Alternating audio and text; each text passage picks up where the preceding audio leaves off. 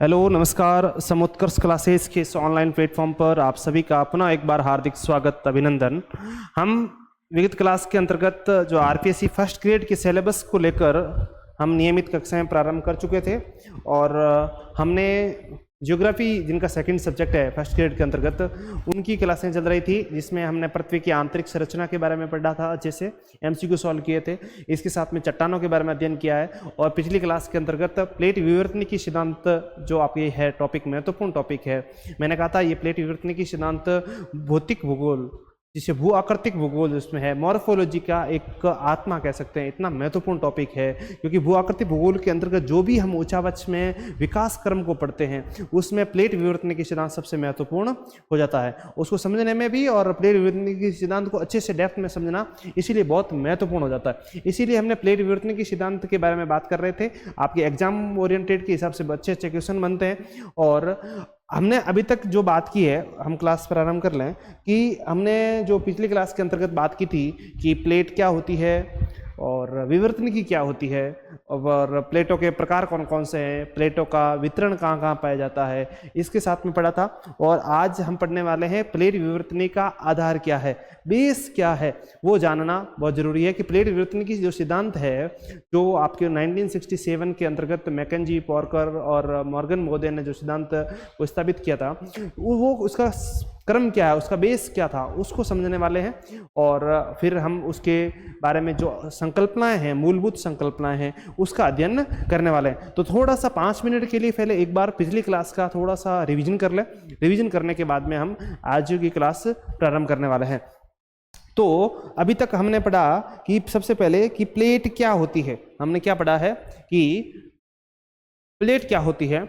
यदि हम प्लेट की यदि बात करें तो हमने बात की थी कि भूप्रपट्टी पर जो क्रस्ट वाला भाग है, क्रस्ट का भाग जो ऊपरी पट्टी है, जो हमने बात की थी, जो भूप्रपट्टी वाला जो भाग है, जो भूप्रपट्टी का ऊपरी भाग, जो अलग अलग वर्ग खंड पाए जाते हैं भूपृष्ठ के या भूप्रपट्टी के, उस प्रपट्टी को ही क्या कहते हैं, वर्ग खंड को। लिथोस्फीयर के स्थल मंडल के जो बड़ा भाग है, स्थल मंडल का बड़ा भाग, जिनके हम क्या कहा था, वर्द आकार के रूप में ठोस वाले पदार्थ को ही हमने प्लेट बोला था। क्या बोला था? प्लेट बोला था। और विवर्तनिकी का मतलब क्या होता है? विवर्तनिकी का मतलब ये होता है कि भूप्रपट्टी वाला जो क्रस्ट वाला भाग है, कठोर वाला भाग है, उसके निर्माण और उसके विनाश की प्रक्रिया को विवर्तनिक कहते हैं। ये बात की थी। और हमने बात की थी कि प्लेटों को हमने 2 भागों में बांटा था, एक ज्यामितीय आकार पर, एक गतिशीलता के आधार पर। और ज्यामितीय आधार पर हमने देखा था आकृति के हिसाब से मुख्य और गौण प्लेटें, संरचना के हिसाब से महाद्वीपीय और महासागरीय प्लेटें होती है। महाद्वीपीय प्लेटों की क्या विशेषता है, उसके बारे में पढ़ा था, और महासागरीय प्लेटों के बारे में भी पढ़ा था। महाद्वीपीय प्लेटों का मतलब जो अधिकांश भाग, जो महाद्वीप है, महाद्वीप जो स्थल वाला भाग है, उस वाले भाग को रिप्रेजेंट करती हो, वो महाद्वीपीय है, जिसमें महासागरीय क्रस्ट भी सम्मिलित हो सकता है। और इसी प्रकार से आप देखते हैं महासागरीय प्लेटें, जो महासागरीय प्लेटें हैं, जो अधिकांश भाग महासागरीय क्रस्ट को सम्मिलित किया जाता है। और इसमें जो आप बताया था कि महासागरीय प्लेटें होती है, वो बेसाल्टिक और आपकी चूना पत्थरों से निर्मित होती है, उसका घनत्व उच्च होता है। और महासागरीय, महाद्वीपीय जो प्लेट है, वो प्लेट किससे बनती होती है? वो ग्रेनाइट और निश्चित चट्टानों से बनी होती है, जिसकी वजह से उसका घनत्व क्या होता है? कम होता है। महासागरीय प्लेटें भारी होती है, महाद्वीपीय प्लेटें कंपैरेटिव हल्की प्लेटें होती हैं। ये हमने बातें की थी। इसके साथ में ही मुख्य प्लेटों के वितरण को हमने देखा था। मुख्य प्लेटों के अंतर्गत हमने बात की थी, प्रशांत प्लेट है, उत्तरी अमेरिका, दक्षिण अमेरिकन प्लेट है, यूरेशियन प्लेट है, और आपकी इंडो ऑस्ट्रेलियन, न्यूजीलैंड प्लेट है, इन अफ्रीकन प्लेट, और इनकी प्लेटों के बारे में बात की थी। यदि गौण प्लेटों की यदि बात करें तो अरेबियन प्लेट है, जुआन डी फूका है, स्कोशिया प्लेट है, नाजका प्लेट है, कोकस प्लेट है, कैरोलिन प्लेट है, बिस्मार्क प्लेट है, फिजी प्लेट है। इनके तमाम प्लेटों के बारे में हमने चर्चा की थी, और उसके पूरे वितरण के साथ में मानचित्र के द्वारा हमने पढ़ा था। तो आप यदि इन क्लास को लेना चाहते हैं तो पिछली वाली क्लास आप पार्ट फर्स्ट करके प्लेट टेक्टोनिक सिद्धांत वाली क्लास ले सकते हैं। आज हम जो बात करने वाले हैं, तो सबसे महत्वपूर्ण है कि प्लेट विवर्तनिकी सिद्धांत का जो आधार है, उस आधार को देखने वाले हैं। बेस क्या था, उसके इतिहास क्या, प्लेट विवर्तनिक सिद्धांत का इतिहास क्या है, इसका विकास किस प्रकार से क्रमिक रूप से इसका विकास हुआ है, हम उसके बारे में बात करने वाले हैं। तो सबसे पहले बात की जाए कि प्लेट विवर्तनिकी सिद्धांत के बारे में, सबसे पहले ही यदि बात की जाए तो 1960 मतलब 1596 के अंदर आपके एक डच मानचित्रकार हुए थे, डच मानचित्रकार, इसका नाम था अब्राहम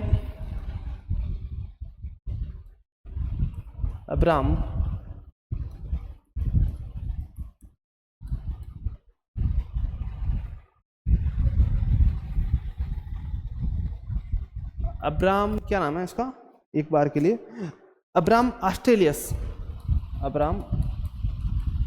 ऑस्ट्रेलियस। इन्होंने सबसे पहले एक मानचित्र बनाया जहां पर सभी महाद्वीप क्या थे, एक ही जगह स्थित हैं, उसका मानचित्र बताया। लेकिन ये बात उस समय के दौर में बात करना थोड़ी सी ज़्यादा चर्चित विषय नहीं रहा। लेकिन उसके बाद में आपके 1858 के अंतर्गत एक फ्रांसीसी विद्वान आए,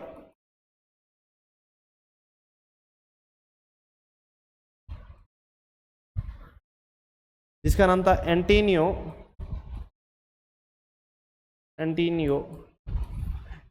स्नाइडर।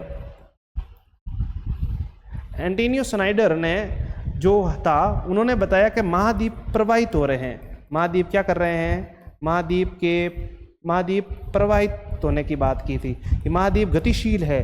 महाद्वीप कैसे है, प्रवाहित है या गतिशील है, इनकी बात की थी। लेकिन अभी भी महाद्वीपों के प्रवाह के सिद्धांत को मानना अभी भी क्या था, अभी भी आपके भूगोलवेता थे इस बात को नहीं मान रहे थे कि महाद्वीप क्या हो सकता है, प्रवाहित भी हो सकता है। उसके बाद में 1910 के अंतर्गत बी टेलर महोदय आए और टेलर महोदय ने कहा कि महाद्वीप है वो क्षैतिज रूप से प्रवाहित हो रहे हैं। महाद्वीप कैसे प्रवाहित हो रहे हैं, क्षैतिज रूप से स्थानांतरित हो रहे हैं, क्षैतिज स्थानांतरण हो रहा है। तो आप देख रहे हो कि कर्मिक विकास कैसे हो रहा है। आप प्लेट विवर्तन के सिद्धांत तक पहुंचने का प्रयास कर रहे हैं। प्लेट विवर्तन के सिद्धांत तक पहुंचने से पहले की ये परिस्थिति है कि अलग अलग जो उससे पहले क्या क्या कौन कौन क्या इसके बारे में बात कर चुके थे। सबसे पहले 1596 के अंतर्गत डच मानचित्र ने एक चित्र बनाया था। मानचित्र बनाया था 1858 फ्रांस विद्वान एंटीनियो स्नाइडर या पेलेग्रिनी महोदय आए थे। उन्होंने बात की थी महाद्वीप क्या हो रहा है, गतिशील है, महाद्वीप प्रवाहित है। 1910 के अंदर टेलर ने महाद्वीपीय क्षैतिज स्थानांतरण की बात की थी। लेकिन इनकी बातें अभी तक कोई खास विशेष रूप से कोई ले नहीं रहा था। उसके बाद में आपके एक विद्वान आते हैं, जर्मन प्रोफेसर, 1912 के अंतर्गत जर्मन प्रोफेसर जिनका नाम था अल्फ्रेड वैगनर महोदय। अल्फ्रेड वैगनर महोदय थे। इन्होंने ये जलवायु वेता थे जो पृथ्वी पर जलवायु परिवर्तनशीलता का अध्ययन कर रहे थे। किसका अध्ययन कर रहे थे, जलवायु परिवर्तनशीलता का। तो जलवायु परिवर्तनशीलता का जब अध्ययन कर रहे थे तो इन्होंने जलवायु परिवर्तनशीलता को दर्शाने के लिए या परिवर्तनशीलता की परिस्थितियों को समझाने के लिए साक्ष्य एकत्रित कर रहे थे।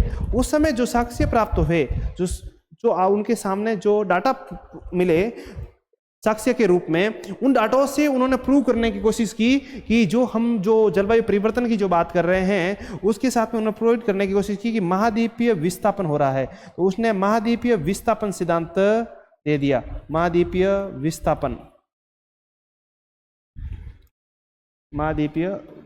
विस्थापन सिद्धांत बात की और 1915 के अंतर्गत इनकी अच्छे से विवेचना की थी। कब की है, 1915 के अंदर इनकी विवेचना की थी। लेकिन आप जानते हैं कि 1915 के अंतर्गत क्या चल रहा था, वर्ल्ड वॉर फर्स्ट चल रहा था। 1914 से 18 के बीच में विश्व युद्ध चल रहा था। उस दौरान इनके जो उन्होंने लिखा, इन्होंने जो महाद्वीपीय विस्थापन सिद्धांत के बारे में बताया, उन्होंने जो साक्ष्य प्रस्तुत किए कि महाद्वीपों का विस्थापन हुआ है या महाद्वीप का विस्थापन हो रहा है, तो उनकी बातों को कोई ध्यान ज्यादा दिया नहीं। तो 1924 के अंतर्गत इन्होंने जो सिद्धांत दिया उसका इंग्लिश में ट्रांसलेट कर लिया। क्या इंग्लिश ट्रांसलेशन हुआ। जैसे ही इंग्लिश ट्रांसलेट हुआ तो ये पूरी दुनिया की नज़र में जहाँ जहाँ इंग्लिश बोली जा रही थी, इंग्लिशों के साहित्य के अंतर्गत आया। तो इस विषय के बारे में बहुत गहनता से क्या होने लगी, चर्चा होने लग गई थी। तो इन ये चर्चा होने की वजह से ये सिद्धांत आपका एक महत्वपूर्ण सिद्धांत के रूप में हुआ और बहुत ज़्यादा चर्चित विषय बन गया। तो चर्चित विषय बना और आपके प्रेरित विवर्तनिकी सिद्धांत का बेस भी तैयार होने लग गया था इस तरीके से। तो ये सिद्धांत बहुत महत्वपूर्ण हो जाता है। डायरेक्ट रूप से फर्स्ट ग्रेड के अंतर्गत आपके सिलेबस में महाद्वीपीय विस्थापन सिद्धांत नहीं लिखा है, लेकिन प्रेरित विवर्तनिकी सिद्धांत के उस आधार को समझने के लिए इसके बारे में थोड़ी चर्चा करना जरूरी बनता है। तो हम थोड़ा सा वेगनर सिद्धांत के बारे में बात कर लें, उसके बारे में बात कर लें। देखिए, वेगनर महोदय कहते हैं कि ये जो पृथ्वी है, पृथ्वी पर जो स्थल भाग है एक समय में या एक स्थान पर सब जगह समान था। लगभग आज से 22.5 करोड़ वर्ष पहले स्थिति यह है कि ये सभी भाग क्या थे, आपके दक्षिण जो अभी वर्तमान में डरबन है अफ्रीका के अंतर्गत, वहां पर ये स्थित थे, उनका केंद्र बिंदु वहां था और ये भाग वहां स्थित थे। और उसके बाद में धीरे धीरे करके इनका जो भाग है, स्थल वाला भाग है, इनको क्या कहा उन्होंने, पेंजिया वर्ड का, इन्होंने क्या कहा, स्थल वाले भाग को पेंजिया बोला और बाकी वो जो जल वाला भाग है उनको बोला पेंथालासा। क्या बोला? पेंथालासा। ये कौन बोल रहे हैं? ये वेगनर महोदय बोल रहे हैं। इसके साथ में उन्होंने बताया कि ये धीरे धीरे करके बीच वाले भाग से क्या हुआ, बीच वाले भाग के 2 टुकड़े हुए, टुकड़े होकर ऊपर वाला भाग कहलाया लॉरेंसिया। क्या कहलाया? लॉरेंसिया, या कहीं पर अंगारा लैंड लिखा मिलता है, अंगारा लैंड। क्या कहलाया? लॉरेंसिया या अंगारा लैंड। और दक्षिण वाला जो भाग है वो कहलाया गोंडवाना लैंड। गोंडवाना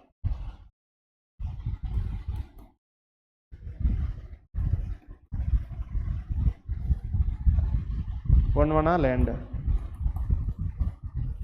ठीक है। और जो बीच वाला भाग जो 2 भागों में टूटा, बीच में जो भाग आया उसमें जल भर गया। जल भरने की वजह से इस वाले भाग को बोला तैतीस सागर। तैतीस सागर, क्या बोला? तैतीस सागर।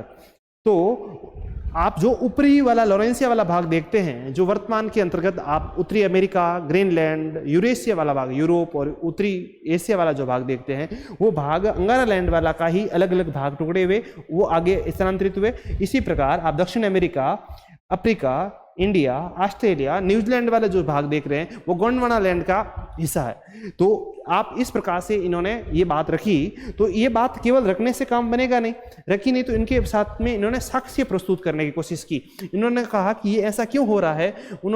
तब इन्होंने बताया कि सबसे महत्वपूर्ण, उन्होंने बोला कि जो आपका कोयला है, कोयला आपके उत्तरी 40 डिग्री अक्षांश नॉर्थ से लेकर 60 डिग्री अक्षांश के बीच में कोयला पाया जाता है। कार्बोनिफेरस कालीन कोयला पाया जाता है, बहुत अच्छी मात्रा में कोयला पाया जाता है। लेकिन आप जानते हैं कि कोयला जो बनता है उसका प्रोसेस क्या है। कार्बोनिफेरस का कालीन कोयला है जो बनता है, तो वो उष्ण कटिबंधीय जो कठोर तने वाले जो वृक्ष होते हैं, उन वृक्षों के दबने से, लंबे समय तक दबने की वजह से, उच्च ताप और दाब की वजह से वो किस में कन्वर्ट हो जाते हैं? कोयले में कन्वर्ट हो जाता है। लेकिन आप जानते हैं कि 40 से 60 डिग्री के बीच में शीतोष्ण कटिबंध पाया जाता है। कैसा कटिबंध पाया जाता है? शीतोष्ण कटिबंध जाया जाता है। और यहां पर मृदुल या मुलायम प्रकार के वृक्ष पाए जाते हैं, मुलायम तनने वाले वृक्ष पाए जाते हैं। कैसे वृक्ष पाए जाते हैं? मुलायम तनने वाले वृक्ष पाए जाते हैं, जिससे ये कोयला बनना संभव ही नहीं है। तो फिर इसका मतलब क्या हो सकता है? या तो फिर वो जलवायु जो कटिबंध है या कटिबंध ट्रांसफर हुआ होगा, जो कि संभव नहीं, क्योंकि सूर्य से प्रकाश से जो कटिबंध बनता है उससे बनता है। या फिर ये जो स्थल वाला भाग है, स्थल वाला भाग ट्रांसफर हुआ, ये एक स्थान पर वो भाग 40 डिग्री और 60 डिग्री अक्षांश वाला जो भाग है वो उष्ण कटिबंधीय क्षेत्रों में रहा होगा। इन्होंने ये बात प्रूव करने के लिए इन्होंने ये बात बताई। दूसरा उन्होंने बताया कि जो हिमानी निक्षेप है, उन्होंने बताया हिमानी निक्षेप उन्होंने बताया कि विषुवत रेखा से लेकर, उन्होंने बताया कि विषुवत रेखा से लेकर दक्षिणी अफ्रीका तक के क्षेत्र को, दक्षिणी अफ्रीका के बीच में दक्षिण अफ्रीका के बीच में हिमानी निक्षेप पाए जाते हैं। इसी प्रकार इंडिया, ऑस्ट्रेलिया वाले क्षेत्र जो उष्णकटिबंधीय क्षेत्र है, कैसे क्षेत्र है? उष्णकटिबंधीय क्षेत्र है, वहां पर हिमानी निक्षेप पाने जाने का मतलब यह है ये लंबे समय तक ये को शीत कटिबंध या शीतोष्ण कटिबंध में रहे होंगे, तभी यहाँ पर हिम के निक्षेप प्राप्त होते हैं। तो ये इस प्रकार से निक्षेप की श्रृंखला पाई जाती है, जिसे डुआइक सीरीज भी कहते हैं। डुआइक सीरीज क्या कहते हैं? डुआइक सीरीज। डुआइक सीरीज क्या है? विषुवत रेखा से लेकर दक्षिण अफ्रीका के बीच में जो हिमालय निक्षेप की क्रम श्रृंखला है उसको डुआइक सीरीज कहते हैं। इस प्रकार के निक्षेप पाया जाना इस बात का संकेत करती है कि ये भाग एक समय के अंतर्गत कहां पाए गए होंगे? ये भाग आपके दक्षिण वाले शीतोष्ण कटिबंध क्षेत्र में पाए गए होंगे। इसके अलावा उन्होंने साक्ष्य के रूप में प्रस्तुत किया कि जो आपके प्लेजर निक्षेप है, प्लेजर निक्षेप, उन्होंने कहा कि जो नाइजीरिया या घाना, नाइजीरिया अफ्रीका वाला क्षेत्र है, नाइजीरिया घाना क्षेत्र में जो निक्षेप पाए जाते हैं, इसी प्रकार जो सोने के निक्षेप है वो ब्राजील के तट पर भी पाया जाता है। कहाँ पर पाया जाता है? ब्राजील के तट पर। इसका मतलब क्या हुआ? इसका मतलब ये हुआ कि जो ब्राजीलियन तट है, ब्राजीलियन तट और जो अफ्रीकन वाला तट है, जो एक समय में एक ही स्थान पर एक साथ में ही रहे होंगे, तभी एक ही समय के एक समान रूप से निक्षेप, हिमानी निक्षेप या प्लेजर निक्षेप, जो सोने के चट्टानें दबी हुई है, खाने, उस प्रकार के निक्षेप एक समान पाया जाना इस बात का संकेत करता है ये स्थल वाले भाग एक समय पर क्या थे? एक साथ में रहे होंगे। इसके अलावा और भी इन्होंने सबूत पेश करने की कोशिश की। इन्होंने क्या कि जिग्साफिट सिद्धांत, पहले जिग्साफिट ले लें। जिग्साफिट, जिग्साफिट का मतलब क्या हुआ? इन्होंने बताया जो ये भाग आपका उत्तरी अमेरिकन वाला भाग, उत्तरी अमेरिका और दक्षिण अमेरिका वाला भाग, ऊपर ग्रीनलैंड, जो अफ्रीका वाला भाग है, ये अफ्रीका, बीच में अटलांटिक महासागर है। यदि इन दोनों भाग को एकदम मिला दिया जाए, हम निक्षेप की बात की थी, तो ये देखो ब्राजील, ये पर आपका मिस्र घाना वाला क्षेत्र है, नाइजीरिया वाला क्षेत्र है, सॉरी घाना और नाइजीरिया वाला, दोनों को बेल्ट समान है। दूसरा उन्होंने रखा ये जो तट है, जो आप ये तट देख रहे हैं, इन तटों को यदि आपस में मिला दिया जाए, इन तटों को आपस में मिला दिया जाए तो एकदम ये फिट बैठते हैं। इसका मतलब ये होता है ये टुकड़े दोनों एक समय में एक साथ में थे, इनके टुकड़े दो अलग अलग कर दिए गए, तो इसको एकदम जिग्सा फिट, मतलब एक समान रूप से ये फिट बैठ जाते हैं। इसी प्रकार जो अफ्रीका वाला क्षेत्र है, ऑस्ट्रेलिया और इंडिया वाला जो प्लेट है, इनको भी दक्षिण में एक साथ में मिला दिया जाए तो एकदम बराबर फिट बैठता है। तो उन्होंने तटों की साम्यता को जिग्सा फिट कहा। तटों की क्या है? साम्यता है।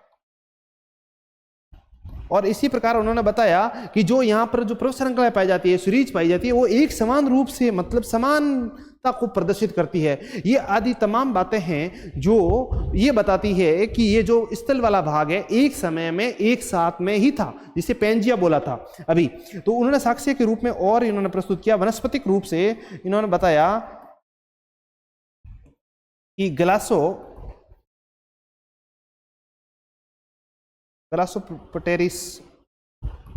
जो वनस्पति है, ये वनस्पति उष्णकटिबंधीय क्षेत्र, मतलब इंडिया, अफ्रीका, ऑस्ट्रेलिया वाले क्षेत्रों के अंदर समान रूप से पाई जाती है। जो अभी वर्तमान में पास में नहीं है, बीच में समुद्र आता है, लेकिन ये सब जगह समान रूप से ये वनस्पति पाया जाना इस बात का संकेत करती है कि ये समय भाग भी एक रहा होगा। इसी प्रकार यदि हम बात करें,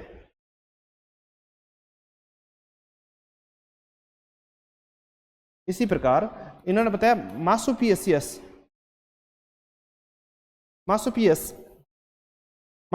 नामक जो आपके जीव पाए जाते हैं,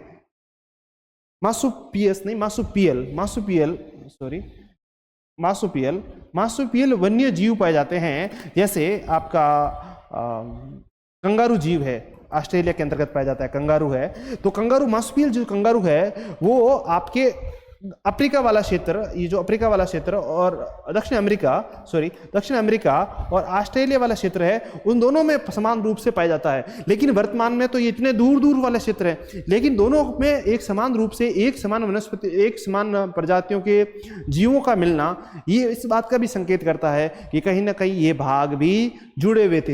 इसी प्रकार इन्होंने एक सिद्धांत और दिया, एक साक्ष्य और प्रस्तुत किया, जिसे बोला जाता है कि आपके मेसोसोरस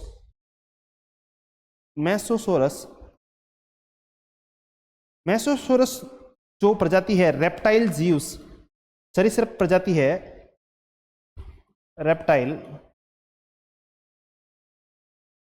सरीसृप प्रजाति, रेप्टाइल जिसे बोलते हैं, सर्प करते हैं, सरीसृप प्रजाति जो छोटे छोटे सरीसृपों के रूप में होती है, लैम्बूर जीव पाए जाते हैं। ये जीवों की भी उस उपस्थिति सभी महाद्वीपों पर, दक्षिणवर्ती महाद्वीप पाए जाते हैं, उसमें एक समान रूप से पाई जाती है।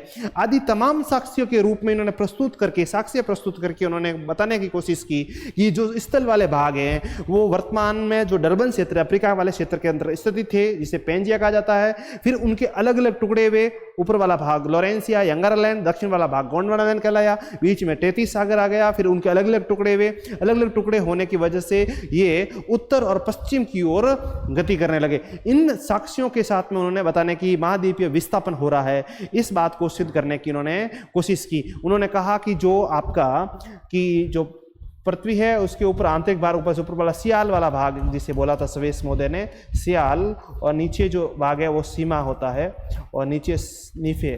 तो उन्होंने बताया था कि सियाल है जो सीमा के ऊपर क्या कर रहा है, तैर रहा है। सियाल सीमा के ऊपर क्या कर रहा है, तैर रहा है। और जो महाद्वीपों का है वो विस्थापन हो रहा है, महाद्वीप एक स्थान से दूसरे स्थान पर शिफ्ट हो रहे हैं। उन्होंने बताने की कोशिश की कि ये विस्थापन क्यों हो रहा है, उन्होंने विस्थापन क्यों हो रहा है, इसके लिए उन्होंने कारण बताया।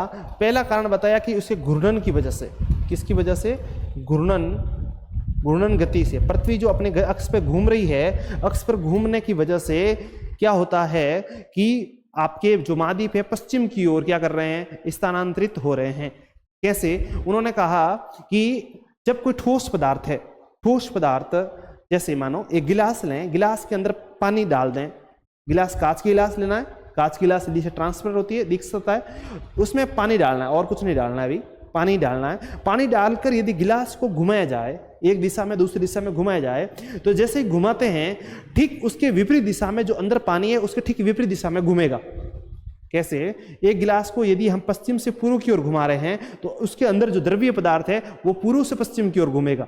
तो ठीक इसी प्रकार से पृथ्वी कैसे घूम रही है, पृथ्वी पश्चिम से पूर्व की ओर घूम रही है, तो उसके अंदर पृथ्वी के अंदर जो भाग है, लेयर्स, अलग अलग तरह के लेयर है। तो आप देखते हैं एस्टेनोस्फीयर वाला भाग है, जो अंदर वाला भाग है वो अद्रवित अवस्था में है, तो ऊपर ठोस अवस्था में है। तो वो बताया कि जैसे इस प्रकार से घूमेगी, समुद्र तल होता है, घूमती है, तो उन्होंने बताया कि ठीक इसके विपरीत दिशा में क्या घूमती है, स्थल वाले भाग। पृथ्वी कैसे घूम रही है, पश्चिम से पूर्व, तो ये स्थल वाले भाग किस ओर गति करेंगे, स्थल वाले भाग पूर्व से पश्चिम दिशा में गति करेंगे। दूसरा उन्होंने बताया कि जवारीय बल, उन्होंने बताया जवारीय बल। जवारीय बल क्या, जवारीय सूर्य और चंद्रमा की वजह से जो गुरुत्वाकर्षण होता है उसकी वजह से उत्प्लावन होता है, उसके ऊपर अट्रैक्शन होता है, आकर्षण की वजह से ही स्थल भाग किस ओर गति कर रहा है, पश्चिम की ओर गति कर रहा है। दूसरा उन्होंने बताया गुरुत्व बल।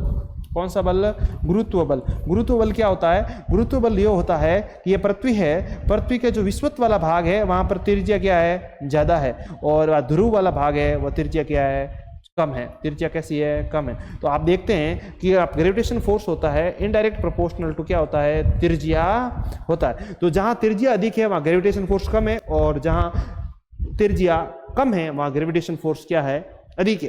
तो ये त्रिज्या अधिक है तो इसको रोटेशन क्या होता है, ये तेज गति से घूमती है विश्वत्व पर, और यहाँ पर धीमे गति, क्योंकि एक राउंड में एक ही लेता है तो इसको लंबा चक्कर काटना पड़ता है। तो यह अधिक होने की वजह से जो भाग है, जो आपका स्थल वाला भाग है, वो उत्तर की ओर क्या करेगा, गति करेगा। तो इससे क्या सिद्ध हुआ, गुरुत्व बल की वजह से स्थल भाग उत्तर की ओर गति करते हैं, और घूर्णन बल की वजह से, जवारीय बल की वजह से स्थल भाग पश्चिम की ओर गति करते हैं। उन्होंने बताया कि जो स्थल भाग है जो उत्तर पश्चिम की ओर क्या कर रहे हैं, गति कर रहे हैं। इन्होंने इस बात को सिद्ध करने की कोशिश की, लेकिन उन्होंने जो कोशिश की है घूर्णन बल और गुरुत्व बल के कारण जो गति के बारे में उन्होंने कोशिश की थी, उसकी वजह से उनकी आलोचना होती है। क्योंकि अभी हम जैसे आगे जाएंगे तो हम देखेंगे कि जो है प्लेटें हैं, जो स्थल भाग है, क्रस्ट वाला भाग है, केवल उत्तर पश्चिम की दिशा में गति करना केवल उस दिशा में, उत्तर पश्चिम दिशा में ही गति नहीं करता है, अन्य स्थानों पर भी वो गति करता है। दूसरा ये कि ज्वारीय बल और घूर्णन बल में इतना सामर्थ्य नहीं होता कि प्लेटों को या फिर उसके महाद्वीपों को स्थानांतरित कर दे या विस्थापित कर ले। इस बात को लेकर आलोचना जरूर इसकी वेगनर महोदय की आलोचना होती है, लेकिन वेगनर महोदय ने जो साक्ष्य प्रस्तुत किए थे ये आपके लिए बहुत महत्वपूर्ण बन जाता है, इस सिद्धांत के रूप में अति महत्वपूर्ण है। और इस साक्ष्यों के रूप में इंपॉर्टेंस की वजह को देखते हुए अक्सर आरपीएससी हो चाहे यूपीएससी हो, कहीं ना कोई एग्जाम्स में इनके बारे में क्वेश्चंस पुटअप कर ही लेती है, इसलिए वो महत्वपूर्ण हो जाता है। और आगे हम जो आधार देख रहे हैं, जो प्लेट विवर्तन की सिद्धांत का जो आधार बना रहे हैं, उस आधार में महाद्वीपीय विस्थापन सिद्धांत, वेगनर का सिद्धांत बहुत महत्वपूर्ण होने वाला था। तो इसके बाद में ही आपका जो सिद्धांत आता है, नेक्स्ट आता है 1900, हम कहां तक बात कर चुके थे, 1912 1924 तक बात कर चुके थे। 1930 के अंदर, 1929 के अंदर आपके ऑथर होम्स महोदय आते हैं। कौन आते हैं? Author Holmes. ऑथर होम्स महोदय ने संवहनीय तरंग सिद्धांत क्या प्रस्तुत किया था? संवहनीय तरंग सिद्धांत, संवहनीय तरंग सिद्धांत या संवहनीय धारा सिद्धांत कह सकते हैं। संवहनीय तरंग का सिद्धांत प्रस्तुत किया उन्होंने। जैसे सबसे बड़ी समस्या अभी यही हो रही थी कि महाद्वीपों का विस्थापन तो हो रहा है, लेकिन किस वजह से हो रहा है, ये समस्या का चुनौती सामना कर ही रहे थे। तभी ऑथर होम्स ने संवहनीय तरंग सिद्धांत प्रस्तुत किया। संवहनीय तरंग सिद्धांत प्रस्तुत करने का, संवहनीय तरंग सिद्धांत क्या है इसको समझने के लिए देखिए कि आपका जो पृथ्वी है, पृथ्वी का जो ये आउटर कोर है, कैसा है? Outer core. पृथ्वी की आंतरिक संरचना हम पढ़ चुके हैं, ऊपरी भूपृष्ठीय, भूपृष्ठीय बाद में मेंटल, मेंटल के बाद में कोर। कोर को दो भागों में आउटर कोर और इनर कोर, आउटर कोर और इनर कोर में हमने डिवाइड किया था। ये आउटर कोर कैसी अवस्था में? द्रवित अवस्था में। इसके बाहर वाला जो भाग है मेंटल वाला, मेंटल वाला कैसा भाग है? ठोस अवस्था में। उसके ऊपर जो भूपृष्ठीय पाई जाती है, इसके ऊपर क्या पाया जाता है? एक सेकंड के लिए,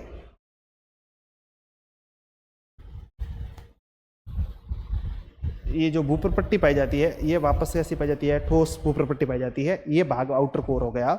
इन्होंने ये बताया कि जो मैग्मा पाया जाता है आउटर कोर से, ये मैग्मा धीरे धीरे करके ऊपर की ओर उत्प्लावित होता है। कैसे होता है? वो ऊपर की ओर उत्प्लावित होता है, फिर भूपृष्ठीय से टकराकर ये वापस इससे क्षैतिज रूप से स्थानांतरित करता है, और क्षैतिज रूप से स्थानांतरित करके वापस नीचे की ओर आता है और वापस सर्कुलेशन में मिलता है। ये इस टाइप से इन्होंने क्या बताया है? संवहनीय तरंग सिद्धांत बताया है। गुरुजी आप क्या पढ़ा रहे हो? हमें तो कुछ भी समझ में नहीं आ रहा है। तो एक बार के लिए आप इसको देखिए, फिर हम आपको समझाएंगे कि ये क्या कहना चाहता है और क्यों कहना चाहता है। इस प्रकार से संवहनीय तरंग सिद्धांत को इन्होंने सिद्ध करने की, बताने की कोशिश की। क्या बताने की कोशिश की? संवहनीय तरंग सिद्धांत क्या होता है ये बताइए। सर आपने जब पृथ्वी की आंतरिक संरचना बताई थी तब आपने बताया था मेंटल वाला जो भाग है वो पेडियोराइटिक चट्टानों से बना है और कठोर भाग है, मजबूत भाग है। लेकिन आप आउटर कोर से किस प्रकार से संवहनीय तरंगों के रूप में बता रहे हैं, उस बात को समझाने के लिए आप इधर आइए। देखिए संवहनीय तरंग सिद्धांत ये कहता है, ये कहना चाहता है कि जो आपके पृथ्वी के बाह्य जो मेंटल वाले भाग हैं तो उसमें मैग्मा है, वो मैग्मा ऊपर की ओर उत्प्लावित होता है। क्या होता है? ऊपर की ओर ऊपर उठता है, और जिसे उन्होंने बोला था हॉट प्लूम्स। क्या बोला? हॉट प्लूम्स, हॉट प्लूम्स बोला। और जो भाग धीरे धीरे करके वापस इस तरफ आता है तो वो उसे बोलते हैं कोल्ड प्लूम्स। क्या बोलते हैं? Cold plumes. जिसे गर्म मैग्मा ऊपर की ओर उत्प्लावित होता है, वापस धीरे धीरे ठंडा होकर मैग्मा वापस नीचे की ओर आता है, उसे बोला नीचे की ओर वापस आता है उसे कोल्ड प्लूम्स। जो ऊपर की ओर बढ़ रहा है उसे हॉट यानी गर्म प्लूम्स बोलते हैं मैग्मा के रूप में। लेकिन सर आपने क्या कहा? आपने तो कहा संवहनीय तरंग का सिद्धांत, आप पृथ्वी के आंतरिक मैग्मा को ऊपर उठा रहे हो, वापस ले जा रहे हो, क्या मतलब है? देखिए हम बता रहे हैं संवहनीय तरंग सिद्धांत। पहले तो समझिए संवहनीय तरंग सिद्धांत क्या होता है। देखिए ये कहना चाहता है कि जब जब कोई द्रवीय पदार्थ को गर्म किया जाता है तो उसमें जो ऊष्मा का स्थानांतरण होता है वो संवहनीय प्रक्रिया से गर्म किया होता है। कैसे? मतलब द्रव गर्म करते हैं, जैसे पानी को गर्म करना हो चाहे दूध को गर्म करना हो, तो वो कैसे होता है? दूध और पानी गर्म कैसे होता है? इधर देखिए, आप जब इस पतीले के अंदर पानी डालोगे, इसमें नीचे हीट देंगे, क्या देंगे? हीट करेंगे, तो ये पानी होगा तो इस प्रकार से सर्कुलेशन के अंदर घूमेगा। घूमकर गर्म होता है, अपना गति करके, गतिमान होकर पदार्थ, द्रव्य पदार्थ होते हैं वो गतिमान होते हैं, गतिमान करके ही वो क्या होते हैं, गर्म होते हैं। ठीक ठोस पदार्थ होता है, ठोस पदार्थ के अंतर्गत गर्म कैसे होगा, ठोस पदार्थ एक परत दर पर एक लेयर के रूप में गर्म होता है, मतलब वो चालक द्रव्य पदार्थ होता है, उस मटेरियल्स गति नहीं करता, चालन के रूप में गर्म होता है, और द्रव्य पदार्थ होता है वो गति करके गर्म होता है।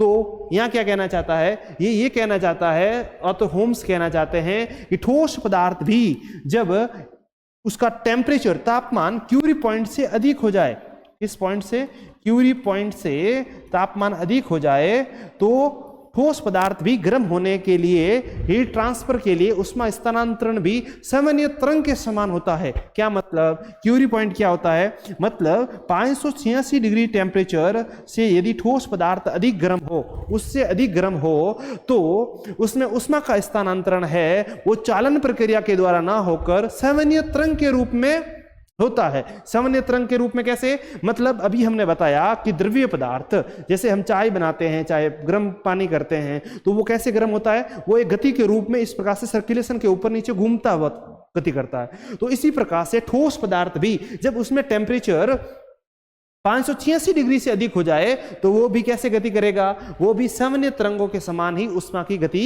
करता है। और वो ये कहना चाहता है कि आउटर कोर से जो द्रव्य पदार्थ है, मेंटल वाला भाग है, तो हॉट प्लूम्स के रूप में मैग्मा, जो टेम्परेचर इसके अधिक होता है, तो टेम्परेचर अधिक होने से मैग्मा ऊपर की ओर क्या होता है, ऊपर की ओर उत्थान करता है, फिर ऊपर भूप्रपट्टी वाला भाग आ जाता है, भूप्रपट्टी वाले भाग से टकरा कर वापस ये क्षैतिज रूप से गति करता है, एक आधा मैग्मा इधर, आधा मैग्मा इस तरफ गति करता है, फिर मैग्मा धीरे धीरे ठंडा होकर वापस नीचे की ओर स्थानांतरित होता है, वापस इस तरह से सर्कुलेशन ये बना रहता है। इसे सामान्य तरंग धारा का सिद्धांत कहा जाता है। क्या कहा जाता है, सामान्य तरंग धारा का सिद्धांत कहा जाता है। उम्मीद है कि आप समझ गए होंगे। कि वापस समझा जाए, वापस समझिए, सामान्य तरंग धारा का सिद्धांत ऑथर होम्स ने 1929 के अंदर प्रस्तुत किया।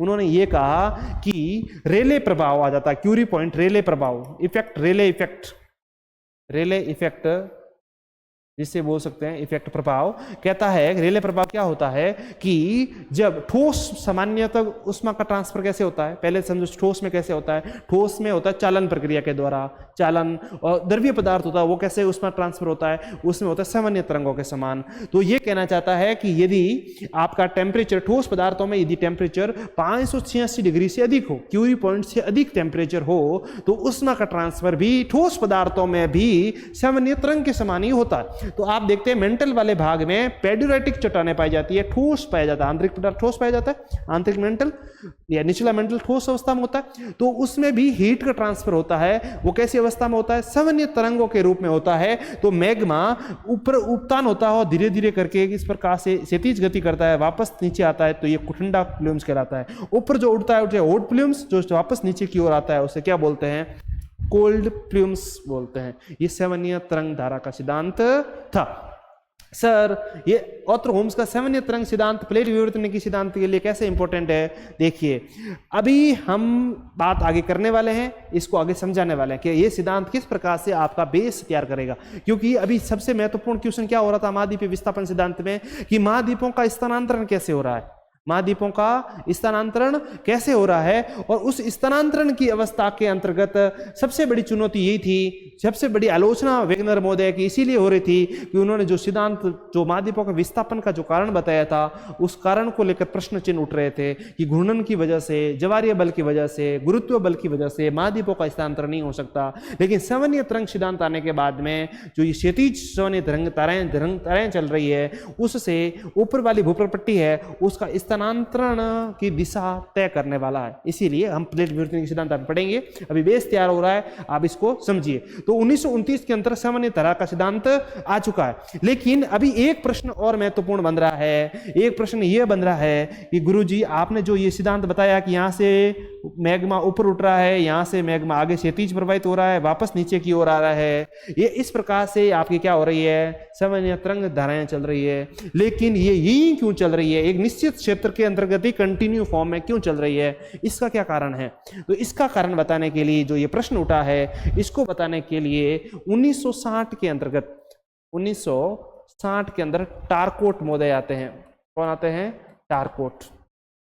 टारकोट मोदे कहते हैं जो आपका ये आउटर लेयर है, आउटर कोर है, आउटर कोर, और इसके ऊपर जो आपका भूप्रपट्टी वाला भाग है, कौन सा, भूप्रपट्टी, जो ये भूप्रपट्टी वाला भाग है, इसमें से जो मैग्मा है वो मैग्मा कैसे गति कर रहा है, मैग्मा ये जो ऊपर गति कर रहा है जिसे हॉट प्लूम्स बोला था, फिर वो क्षैतिज रूप से गति करता है, क्षैतिज गति करके वापस नीचे की ओर क्या होता है, नीचे कोल्ड प्लूम्स के रूप में नीचे आता है। तो ये बीच वाले भाग है जो यहीं से गति करने का कारण है। इन्होंने बताया ये बीच में जो मेंटल वाला भाग है, मेंटल के बीच के अंतर्गत क्या पाए जाते हैं, TIC पाया जाता है। क्या पाया जाता है, TIC, थर्मल इंडेफिनेटर सेल पाया जाता है। क्या पाई जाती है, आपके कुचालक पाई जाती है, थर्मल इंडिफरेंट सेल।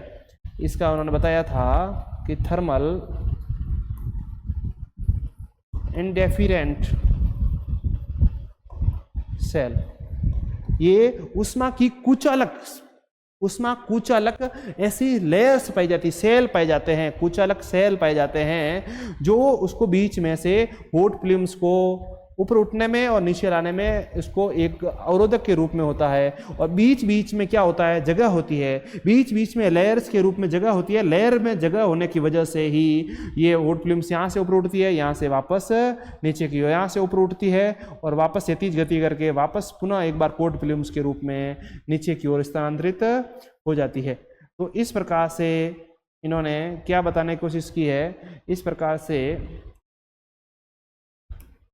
इन्होंने ये कहा कि जो बीच में TIC पाया जाता है, क्या पाया जाता है, TIC पाया जाता है, थर्मल इंडिफरेंट सेल, मतलब कि उष्मा कुचालक प्लेटें पाई जाती है मेंटल वाले भाग में। बीच बीच में जो भाग होता है उसमें से क्या उठती है, आपके हॉट प्लूम्स ऊपर उठता है, मैग्मा ऊपर की ओर उठता है और क्षैतिज प्रवाहित करता है और सवन्य धाराओं के रूप में बताया। इससे इस बात का होता है कि जो निश्चित स्थान वाले क्षेत्रों के अंतर्गत, इसीलिए आपका हॉट प्लूम्स बाहर की ओर आता है। ये बात हो गई थी 1960 के अंदर, आपके टारकोट मोदे ने ये बात कह दी थी। इसके बाद में आते हैं आपके हैरी हेस मोदे।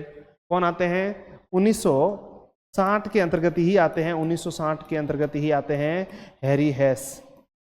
देखो आगे किस प्रकार से प्लेट विवर्तन की सिद्धांत का जो है बेस तैयार हो रहा है, उस बात को समझिए। हैरी हेस मोदे आते हैं, हैरी हेस मोदे ने बताया था सागरीय नित्तल प्रसरण का सिद्धांत, नित्तल प्रसरण का सिद्धांत। इन्होंने इस बात को आगे ले जाते हुए उन्होंने बताया कि सागरीय जो नित्तल है, जो तल है, जो सागर का बेस है, बेस का क्या हो रहा है, प्रसरण हो रहा है, फैलाव हो रहा है। सागरीय प्रसरण का सिद्धांत, सागरीय नित्तल प्रसरण का सिद्धांत, सागरीय तल्य प्रसरण का सिद्धांत कह सकते हैं। इन्होंने ये बात बताई कि जो हम अभी बात कर रहे थे, हम क्या बात कर रहे थे, हम बात कर रहे थे कि जो ये आउटर कोर वाला भाग है, कौन सा वाला भाग, आउटर कोर, आउटर कोर, ऊपर जो मेंटल वाला भाग है, मेंटल वाले भाग से, मेंटल वाले भाग में हॉट प्लूम्स चलती है। कैसे चलती है, हॉट प्लूम्स चलती है, मतलब बीच में क्या आ जाएगा, TIC आ जाएगा। और बीच वाले भाग से आपकी जो हॉट प्लूम्स, मैग्मा ऊपर की ओर उठ रहा है, मैग्मा ऊपर उठकर किससे टकराता है, बार बार किससे टकराता है, बार बार स्थल वाले भूप्रपट्टी से टकराता है। किससे टकराता है, ऊपर वाली भूप्रपट्टी से टकराता है। और भूप्रपट्टी से टकराकर क्या करता है, एक कठोर भाग है, भूप्रपट्टी से टकराकर वापस मैग्मा क्षैतिज रूप से क्या होता है, ट्रांसफर होता है। लेकिन ये बार बार कंटिन्यू फॉर्म में लगातार इसके टक्कर लगाने से, धक्का देने से क्या होता है, भूप्रपट्टी वाला भाग होता है, वो भूप्रपट्टी वाला भाग ऊपर से टूट जाता है। जैसे ये प्लेट है या प्लेट या ऊपर भूप्रपट्टी वाला भाग है, नीचे से बार बार बार इसे क्या धक्का लगाया जा रहा है, तो ऊपर वाला भाग इस टाइप से टूट जाएगा। ठीक ऐसे समझो कि आप जैसे कोई पेड़ काटते हैं, नहीं काट रहे हो तो कुल्हाड़ी से मार रहे हो बार बार, तो ऊपर वाला भाग इस टाइप से टूटेगा। तो इस वाले भाग से भूप्रपट्टी वाला भाग है ऊपर से टूट जाता है। क्या कहा जाता है, ऊपर से टूट जाता है। और टूटता, जैसे ही वो टूटता है, टूटने पर जो मैग्मा है, मैग्मा ऊपर की ओर क्या हो जाता है, बाहर प्रवाहित होने लग जाता है। मैग्मा ऊपर की ओर बाहर आता है और यहाँ पर कटक का निर्माण करता है। क्या करता है? कटक का निर्माण करता है। और इसके साथ में ही यहाँ पर जो पैराडाइट जो आपका चट्टाने थी, मेंटल वाली चट्टाने, वो मैग्मा बाहर आकर बेसाल्टिक फॉर्म में क्या कर जाती है? जमा हो जाता है। बेसाल्ट चट्टानों का क्या होता है? जमाव होता है। बेसाल्ट चट्टाने का जमाव, और यहाँ पर कटक का निर्माण हो जाता है। किसका निर्माण होता है? कटक का निर्माण होता है। और धीरे धीरे सागर तल क्या हो रहा है? प्रसरण हो रहा है। जो ये इस तरफ से अभिसारी है तो एक भाग इस तरफ तनाव मूलक बल लग रहा है, एक दूसरे से विपरीत दिशा में जा रहा है। जब एक दूसरे से विपरीत दिशा में जा रहा है तो एक भाग इस तरफ चला जाएगा, एक भाग ऊपर वाला भाग चला जाएगा, टूट जाएगा। टूटेगा तो एक भूप्रपट्टी वाला भाग, क्रस्ट वाला भाग इस तरफ, एक भूप्रपट्टी वाला भाग इस तरफ गति करने लगेगा। और बीच में जो मैग्मा निकलेगा, मैग्मा धीरे धीरे करके नवीन रचनात्मक सेल का निर्माण करेगा। किसका निर्माण करेगा? रचनात्मक, क्या? रचनात्मक चट्टानों का निर्माण करेगा। रचनात्मक करेगा मतलब रचनात्मक सेल कह सकते हैं इसको, क्योंकि ये नवीन स्थल रूप बना रहा है। नवीन स्थल रूप बना रहा है, ये नवीन भूप्रपट्टी का निर्माण कर रहा है। मैग्मा जम रहा है, तो मैग्मा जमने की वजह से यहाँ पर क्या कर रहा है? ये मैग्मा का जमा हो रहा है। मैग्मा का जमा होने से यहाँ कटक का निर्माण हो रहा है और नवीन स्थल रूप का निर्माण कर रहा है। तो उन्होंने बताया कि धीरे धीरे करके ये सागर का तल है, ये धीरे धीरे फैल रहा है, धीरे धीरे करके फैल रहा है। इन्होंने इसका एग्जाम्पल बताने के लिए इन्होंने बात बताई कि जो आपने अभी बात बताया था, इन्होंने कहा कि जो भाग अटलांटिक जो महासागर है, अटलांटिक जो महासागर है, जो ग्रीनलैंड वाला भाग, ये भाग देखिए मानचित्र में मेरा थोड़ा सा हाथ तंग है, लेकिन देखिए जो ये अटलांटिक महासागर है ऐसा आकार का, आप सब जानते हैं, तो इस वाले बीच वाले भाग के अंतर्गत ये भाग इस तरफ गति कर रहा है, ये भाग इस तरफ गति कर रहा है। इसके बीच में धक्का लगने की वजह से यहाँ पर कटक का निर्माण हो रहा है। किसका निर्माण हो रहा है? कटक का निर्माण हो रहा है।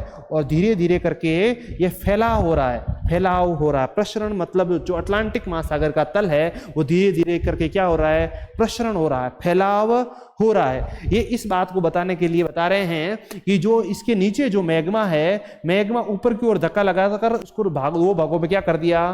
तोड़ दिया। और तोड़कर एक भाग इस तरफ जो सवर्ण तरंग के साथ में इस तरफ गति कर रहा है, एक सवर्ण तरंगों के साथ उस तरफ गति कर रहा है। बीच में मैग्मा निकलकर कटकों का निर्माण कर रहा है और नवीन तल का निर्माण कर रहा है, जो बेसाल्टिक लावा के रूप में जम रहा है। जमकर धीरे धीरे धीरे धीरे उसका फैलाव करके, मतलब सागरीय जो अटलांटिक सागर है उसका क्या कर रहा है? प्रसरण कर रहा है, फैलाव कर रहा है। ये बात किसने कही थी? हैरी हेसमोदे ने कही है। उन्होंने बताया कि जो आगे जाकर ये जो भाग वापस से नीचे की कोल्ड प्लूम्स के रूप में सागर तल नीचे की ओर बढ़ रहा है, यहाँ पर ट्रेंच का निर्माण हो रहा है। इन्होंने कहा यहाँ पर किसका निर्माण हो रहा है?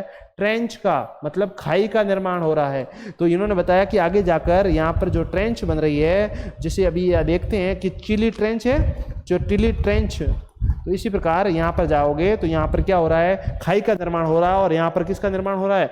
कटक का निर्माण हो रहा है। तो सागरीय नित्तल प्रसरण का सिद्धांत में इन्होंने बताया था कि मैग्मा जो तो धरातल पर टकराता है और भूपृष्ठ टकराकर सामान्य तरंग के रूप में इसको दो भागों में तोड़कर अपसारी गति, तनाव मूलक बल के साथ में भूपृष्ठ गति करने लग जाता है। बीच में मैग्मा आकर उसका कटक का निर्माण करता है और तल का क्या करता है? प्रसरण करता है। ये सिद्धांत किसने दिया?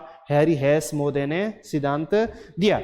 इसके बाद में क्या होता है? जैसे ही इन्होंने सिद्धांत बताया, उसके बाद में ये धीरे धीरे करके किस प्रकार से प्लेट विवर्तन की सिद्धांत की ओर हम आगे बढ़ रहे हैं, आप लोग समझ पा रहे होंगे। इसके बाद में आपका 1962 के अंदर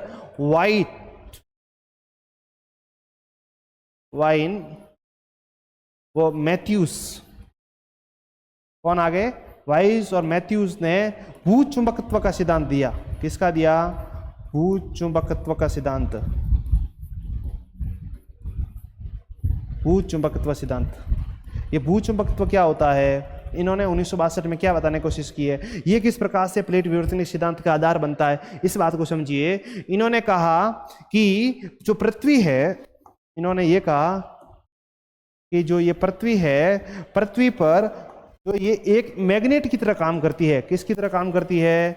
आपका जो नॉर्थ पोल एवं साउथ पोल है, ये नॉर्थ पोल उत्तरी ध्रुव और ये दक्षिणी ध्रुव है, वो एक चुंबकत्व की भांति काम करती है। पृथ्वी कैसे काम करती है? एक चुंबक की तरह काम करती है, चुंबक की भांति। चुंबक की भांति काम करती है।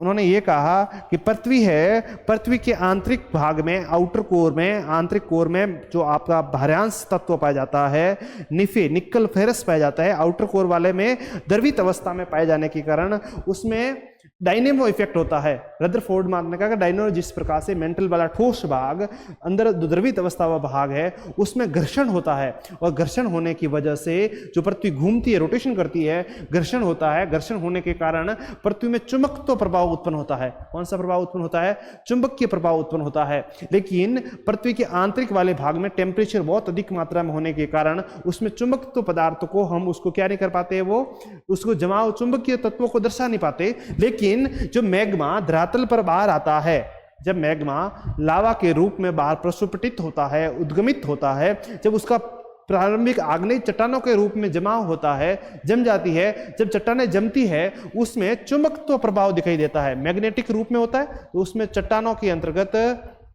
चट्टानों में चुंबकीय प्रभाव दिखाई देता है। चुंबकीय गुणों का भी क्या हो जाता है? जमा हो जाता है। सर हम समझे नहीं, मतलब ये समझिए कि आप चुंबक होती है, चुंबक क्या होता है? एक और पॉजिटिव एक और नेगेटिव होता है कि नहीं होता है? होता है। नॉर्थ पोल साउथ पोल रूप में होता है, चुंबक के गुण होते हैं, तो आपका पॉजिटिव और नेगेटिव पोल होता है। इसी प्रकार ये चुंबकीय प्रभाव होता है पृथ्वी का। ये चुंबकीय प्रभाव, एक बात निश्चित है कि चुंबकीय प्रभाव है, ये एक जगह स्थिर नहीं होता। क्या नहीं होता? एक जगह स्थिर नहीं होता, ये रोटेट करता रहता है, एक समय में एक जगह रहता है उत्पोल, लेकिन अलग अलग समय काल के अंतर्गत देखा जाए तो ये चुंबकीय क्या होता है? परिवर्तनशील होता है। लगभग 10 से 11 डिग्री तक ध्रुवों पर एक दूसरे से ये गतिमान होता है, और लंबे समय बाद के अंतर्गत लाखों मिलियंस वर्ष बाद में ये उसका उत्क्रमण भी होता है। नॉर्थ पोल नीचे की ओर और साउथ पोल और नेगेटिव पॉइंट ऊपर की ओर, मतलब ये आपस में उत्क्रमण भी हो सकता है। इस प्रकार से ये चुंबकत्व प्रभाव दिखाई देता है पृथ्वी पर। चुंबकत्व प्रभाव की वजह से क्या होता है? चुंबकीय प्रभाव होता है, तो चुंबकीय प्रभाव की वजह से जो मैग्मा लावा के रूप में जमती है, चट्टानें जमती है, उसमें भी उसका प्रभाव दिखाई देता है, क्योंकि उसमें खनिज तत्व होता है चट्टानों के अंदर। जब खनिज तत्व होते हैं तो उसमें चुंबकीय, जिस समय के चुंबकीय गुण होते हैं उस चट्टानों में क्या हो जाता है? उसके साथ में जम जाता है। तो सर इससे हमें क्या पता चला?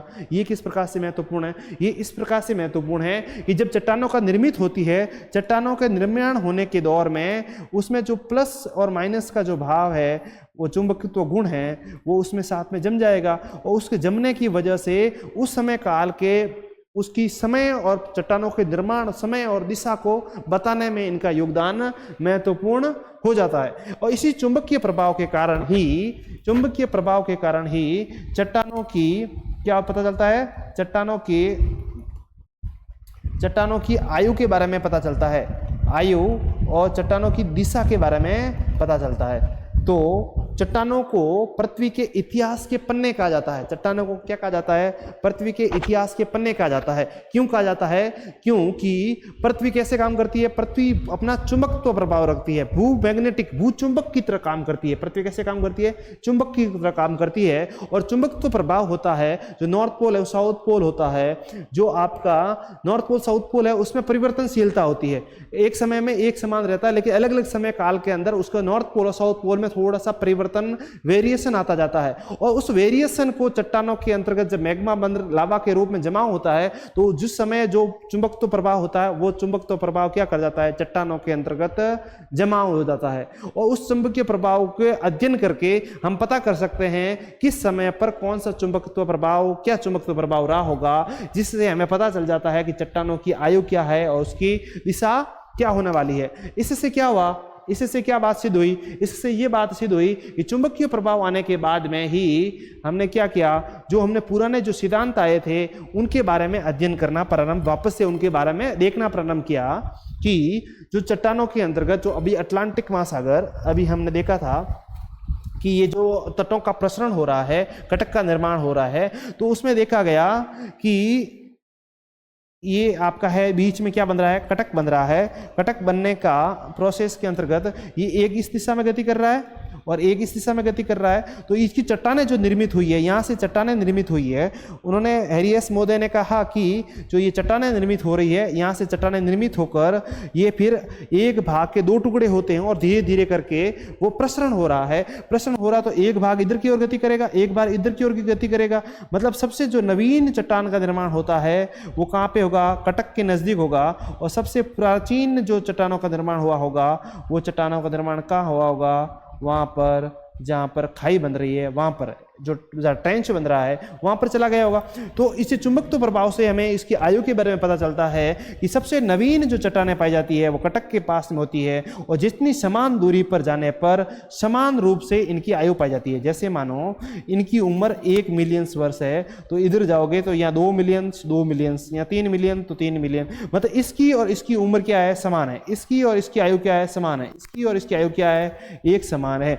इससे हमें क्या पता चलता है? इससे पता चलता है कि जो चुंबकत्व जो अभी हैरी एस मोदे ने जो बताया था वो सिद्ध है, सही है। सही कैसे है? कि चुंबकियों की आयु के बारे में, दिशा के बारे में ये चुंबकत्व सिद्धांत इस बात को सिद्ध करने का प्रयास करता है। तो पृथ्वी के दिशा के बारे में, पृथ्वी के प्लेटों के विस्थापन है, प्लेटों के विस्थापन और उसकी आयु के बारे में किससे पता चलता है? चुंबकत्व गुणों की वजह से पता चलता है। ये क्वेश्चन भी आ सकता है, एनसीईआरटी में दे भी रखा है कि चट्टानों की आयु और चट्टानों के जो आपका दिशा है वो चुंबकीय प्रभाव से पता चलता है। इसके बाद में नेक्स्ट इसके सिद्धांत के बारे में यदि हम बात करें तो नेक्स्ट आपका आता है 1962-65 के अंतर्गत ही आप देखते हैं कि आपका जो कंप्यूटराइजेशन सिस्टम उत्पन्न हो चुका था। क्या आ चुका था? आपका कंप्यूटराइजेशन सिस्टम आ चुका था।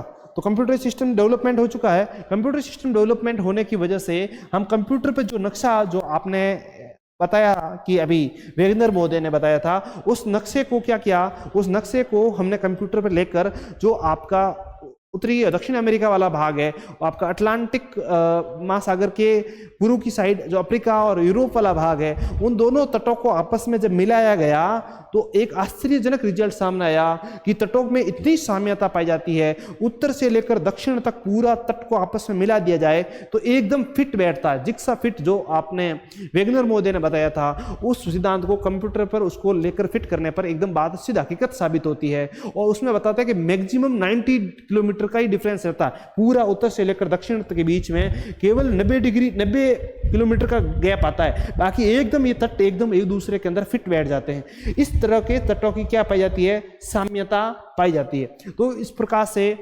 ये आपका अभी तक का जो प्लेट विवर्तन की सिद्धांत है, उससे पहले जो प्लेट मॉर्गन ने, मैकेंजी ने, पार्कर मोदे ने जो सिद्धांत दिया था, उससे पहले ये इतनी सारी घटनाएं हो चुकी थी, इतना सिद्धांत, इतनी बातें हो चुकी थी। तो 1967 के अंतर्गत इन सभी बातों को आधार बनाते हुए 1967 के अंतर्गत आपके मॉर्गन मोदे, मैकेंजी और पार्कर मोदे, ये अलग अलग स्तर पर और कुछ 7 स्तर पर इन्होंने जो अभी तक जो घटनाएं हुई है उन बातों को सिस्टमेटिक ढंग से एक निश्चित स्वरूप में उसको ढालकर प्लेट विवर्तन की सिद्धांत दिया। इन्होंने क्या किया? प्लेट विवर्तन की सिद्धांत को स्थापित किया। प्लेट विवर्तन की सिद्धांत को दिया। प्लेट विवर्तन के सिद्धांत को प्रस्तुत करने का कार्य किसने किया? 1967 मैकेंजी ने, पार्कर ने किया। तो अब आपके लिए महत्वपूर्ण, ज्यादा आधार को आपने समझ लिया, अब आपके लिए महत्वपूर्ण होता है कि प्लेट विवर्तन की सिद्धांत होता क्या है। यदि हम प्लेट विवर्तन की सिद्धांत के बारे में अब बात करें, आधारभूत संकल्पनाओं की यदि हम बात करें, तो प्लेट विवर्तन के सिद्धांत के आधार पर इन्होंने बताया कि जो ऊपर वाला क्रस्ट का भाग है, क्या है? क्रस्ट है, वो आपके क्रस्ट का भाग है, वो आपके मेंटल के ऊपर, क्रस्ट क्या कर रहा है? क्रस्ट मेंटल के ऊपर, मेंटल पर उत्प्लावित अवस्था में है। कैसी अवस्था में है? उत्प्लावित अवस्था में है। इसके ऊपर क्या हो रहा है? मतलब जो एस्थेनोस्फीयर है, लिथोस्फीयर वाला भाग है, वो एस्थेनोस्फीयर के ऊपर क्या कर रहा है? तैर रहा है। वही बात जो वेगनर मोदे ने कही थी कि सीमा, सियाल सीमा के ऊपर तैर रहा है। या सीमा के ऊपर तैर रहा है। वही से हम बात क्रस्ट वाला जो भाग है वो क्या है, वो मेंटल जो एस्टेनोस्फीयर वाला भाग है उसके ऊपर क्या है, उत्प्लावित अवस्था में है।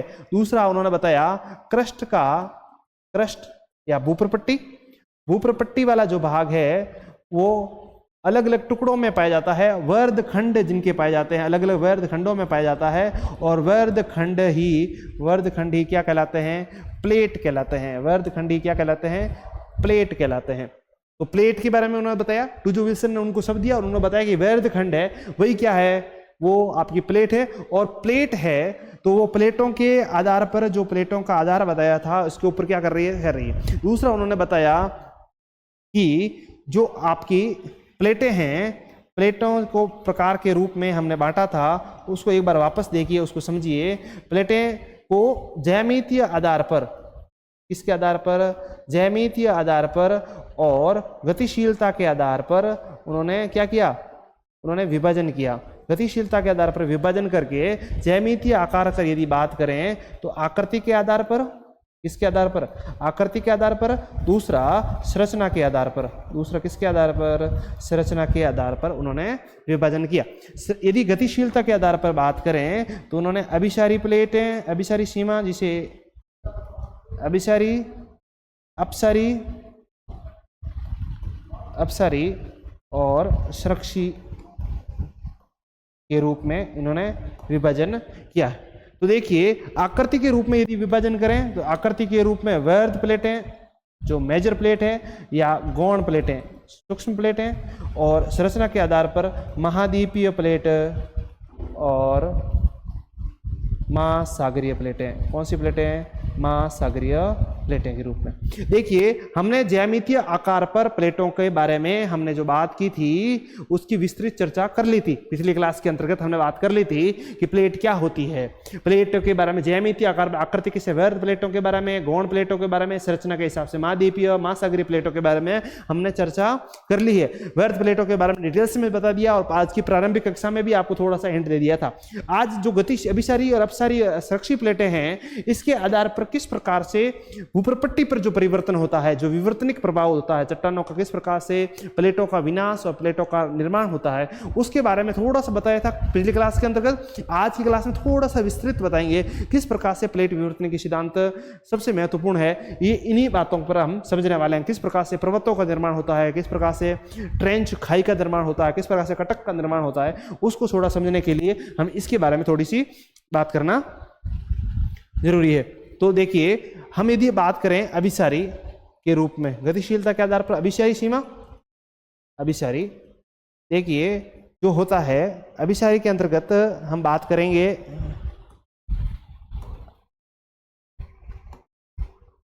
अभिसारी के रूप में।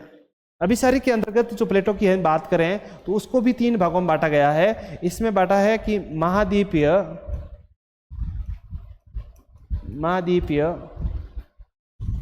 व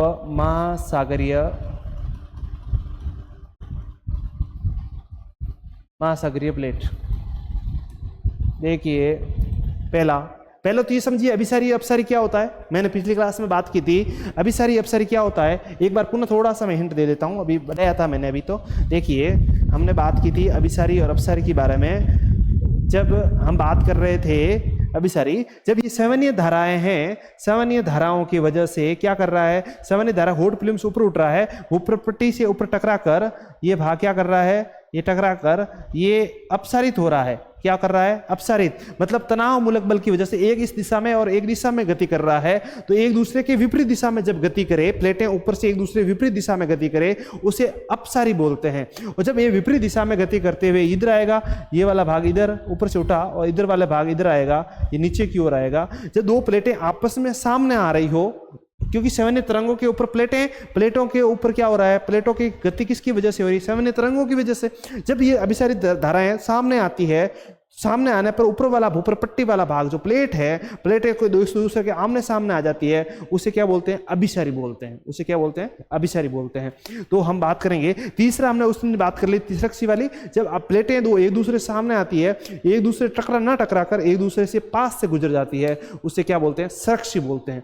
ठीक है, जब प्लेटें अभिसारी होती है तो प्लेटों का विनाश होता है, और जब प्लेटें अपसारी होती है तो नवीन रचनात्मकता का विकास होता है, नवीन प्लेटों का विकास होता है, कटक का निर्माण होता है। अभी हमने बेसाल्टिक बताई थी, बेसाल्टिक चट्टानों का जमाव होता है, और जब एक दूसरे से आपस में पास से गुजर जाती है, सरक्षी होती है, ना तो उसमें नवीन विकास होता है ना ही नष्ट होता है, तो इस प्रकार से उसे सरक्षी प्लेटें बोला जाता है। तो हम बात कर रहे थे प्लेट विवर्तनी की सिद्धांत की। प्लेट विवर्तनी की सिद्धांत के अंतर्गत हमने देखा क्रस्ट मेंटल के ऊपर उत्प्लावित है, क्रस्ट भूभाग वर्तखंड प्लेट कहलाता है। प्लेटें इतने प्रकार की होती हैं, और प्लेटों की गति की यदि बात करें, सवनीय तरंग सिद्धांत है, सवनीय धाराओं या के ऊपर क्या कर रही है? धारा गति का कारण है। गति किसके ऊपर कर रही है? सवनीय धाराओं के सापेक्ष में प्लेटें गति करती है। प्लेट गति, प्लेट की गति कैसे होती है? सवनीय धाराओं की वजह से गति होती है। तो हम बात कर रहे थे अभिसारी प्लेट की, अपसारी प्लेट की और इसकी। तो अभिसारी प्लेटों के अंतर्गत भी हम देख रहे थे, प्लेटों का डिवीजन हम पिछली क्लास में देखा था। प्लेटें कैसी? महाद्वीपीय प्लेट और महासागरीय प्लेट। तो महाद्वीपीय, इसमें अभिसारी के अंतर्गत भी कैसी परिस्थिति बन सकती है? जब महाद्वीपीय और महासागरीय प्लेटें आपस में सामने हो। और दूसरी कंडीशन ये बनती है जब महासागरीय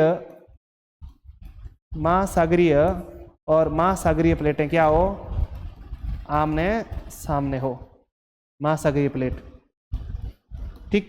तीसरी कंडीशन यह बनती है महाद्वीपीय और महाद्वीपीय प्लेटें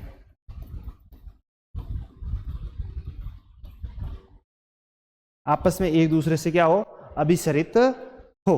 तो हम इन तीनों के बारे में पढ़ेंगे कि किस प्रकार से महाद्वीपीय और महासागरीय प्लेटों के अभिसरण से क्या होता है। इससे डेप्थ में क्वेश्चन आ सकता है, और सबसे महत्वपूर्ण है कि ये आपके मॉर्फोलॉजी भूगोल के अंतर्गत आपके जो जियोमॉर्फोलॉजी है उसमें सबसे बेस तैयार करता है। इसलिए थोड़ा सा पर्वत निर्माण के कारण समय में इसको जानना बहुत महत्वपूर्ण होता है। इसलिए हम थोड़ा सा अभी बात कर रहे हैं प्लेट सिद्धांत, तो इसके बारे में थोड़ी चर्चा कर लेनी चाहिए।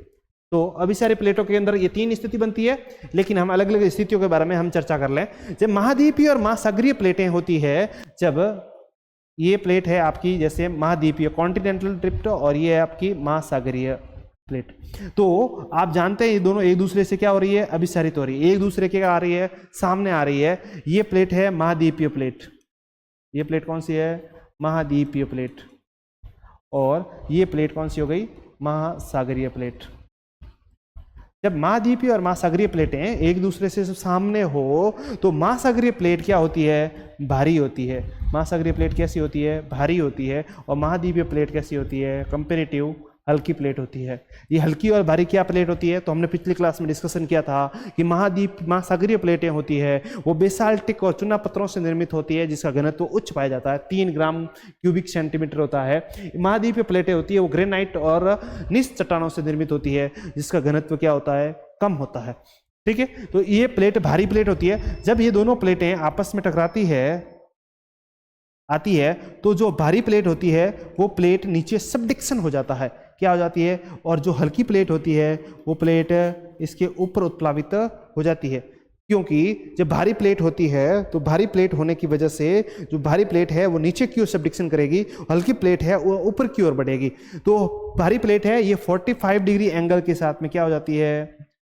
45 डिग्री एंगल के साथ में सबडिक्शन करती है, नीचे की ओर झुकाव होती है। यहाँ से सवनीय तरंग सिद्धांत चल रही है, सवनीय तरंग, और इसके साथ में ये क्या कर जाती है? सबडिक्शन करती है। तो सबडिक्शन करती है तो सबसे पहले जब ये दोनों आपस में मिलता है, दोनों से टकराती है, तो सबसे दोनों टकराती है, टकराने की वजह से इन दोनों चट्टानों का झुकाव होता है। क्या होता है?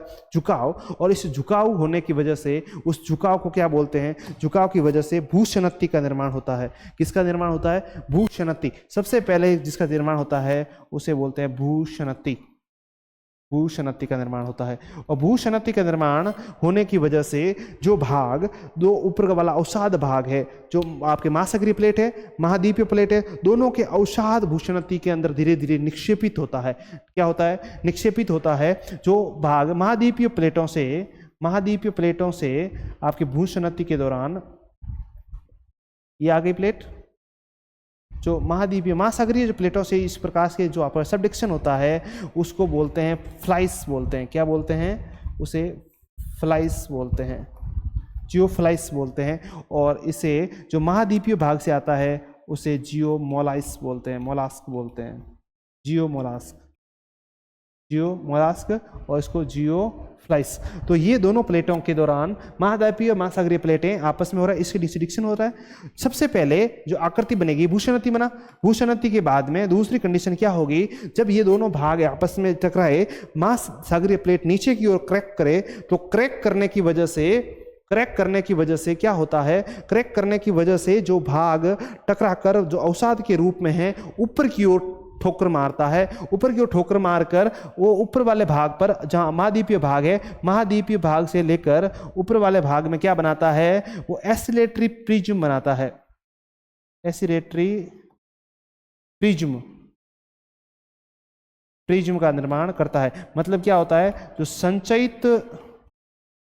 संचयित जो है लावा के रूप में संचयित, मतलब कि उत्प्लावित लेयर नुमा आकृति में मैग्मा को, ये जो भाग का जो अवसाद भाग होता है, क्रस्ट के रूप में जो भाग होता है, घर्षित रूप में जो भाग होता है, उसके लेयरदार उसके रूप में जब उसमें मतलब पर्वतों का निर्माण प्रारंभ करता है। उसके बाद में जो आकृति बनती है, ऐसे समझो जो ये भाग है,